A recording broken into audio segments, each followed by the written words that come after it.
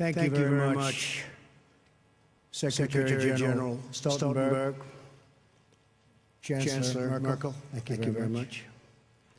Other heads of state and government. I'm honored to be here with members of an alliance that has promoted safety and peace across the world. Prime Minister, may all of the nations here today grieve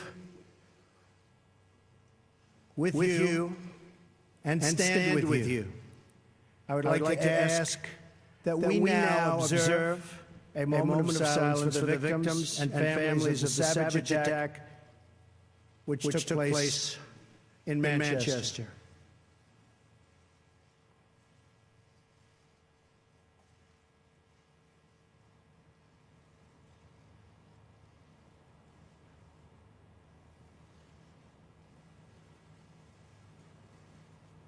Thank you. Terrible thing. This ceremony is a day for both remembrance and resolve.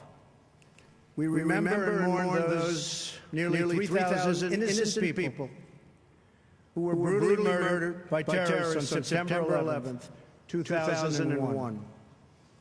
Our NATO allies responded swiftly and decisively, invoking for the first time in its history the Article 5 collective defense commitments. The recent attack on Manchester in the United Kingdom demonstrates the depths of the evil we face with terrorism. Innocent little girls and so many others were horribly murdered and badly injured while attending a concert. Beautiful lives with so much great potential, torn from their families forever and ever. It was a barbaric and vicious attack upon our civilization. All people who cherish life must unite in finding, exposing, and removing these killers and extremists. And yes, losers. They are losers. Wherever they exist in our societies, we must drive them out and never, ever let them back in. This call for driving out terrorism is a message I took to a historic gathering of Arab and Muslim leaders across the region, hosted by Saudi Arabia.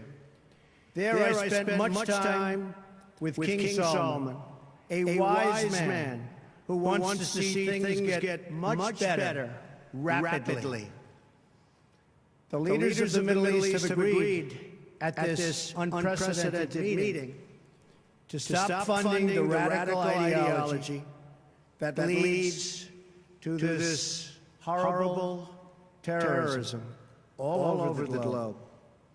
My travels and meetings have given me renewed hope that nations of many faiths can unite to defeat terrorism, a common threat to all of humanity. Terrorism must be stopped in its tracks, or the horror you saw in Manchester and so many other places will continue forever. You have thousands and thousands of people pouring into our various countries and spreading throughout. And in many cases, we have no idea who they are. We must be tough, we must be strong, and we must be vigilant. The NATO of the future must include a great focus on terrorism and immigration, as well as threats from Russia and on NATO's eastern and southern borders.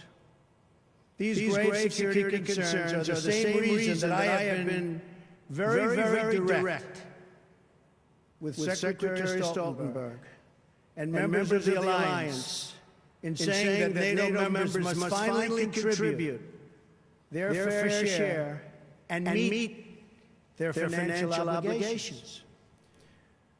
But 23 of the 28 member nations are still not paying what they should be paying and what they're supposed to be paying for their defense. This is not fair to the people and taxpayers of the United States. And many of these nations owe massive amounts of money from past years and not paying in those past years.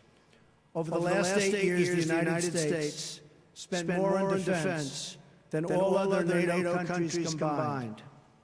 If all NATO members had spent just 2% of their GDP on defense last year, we would have had another $119 billion for our collective defense and for the financing of additional NATO reserves. We should recognize that with these chronic underpayments and growing threats, even 2% of GDP is insufficient to close the gaps in modernizing readiness and the size of forces. We have to make up for the many years lost. 2% is the bare minimum for confronting today's very real and very vicious threats. If NATO countries made their full and complete contributions, then NATO would be even stronger than it is today, especially from the threat of terrorism. I want to extend my appreciation to the 9/11 Memorial Museum in New York for contributing this remnant of the North Tower, as well as to Chancellor Merkel and the German people for donating this portion of the Berlin Wall. It is truly fitting that these two artifacts now reside here so close together at the new NATO headquarters. And I never asked once what the new NATO headquarters cost. I refuse to do that. But it is beautiful. Each one marks a pivotal event in the history of this alliance and in the eternal battle between good and evil. On one side, a testament to the triumph of our ideals over a totalitarian communist ideology bent on the oppression of millions and millions of people. On the other, a painful reminder of the barbaric evil that still exists in the world and that we must confront and defeat together as a group, as a world. This twisted mass of metal reminds us not only of what we have lost, but also what forever endures. The courage of our people, the strength of our resolve, and the commitments that bind us together as one. We will never forget the lives that were lost. We will never forsake the friends who stood by our side.